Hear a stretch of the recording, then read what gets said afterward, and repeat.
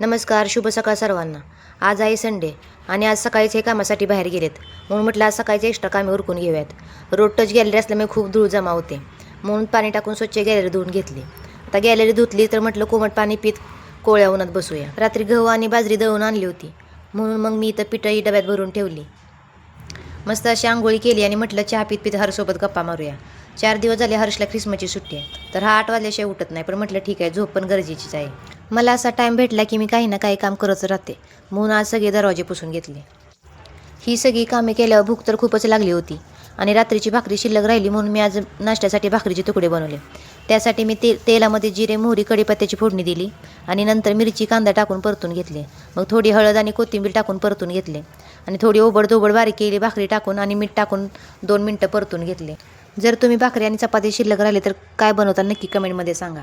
आणि मी आणि हर्षने त्या छान असा नाश्ता केला.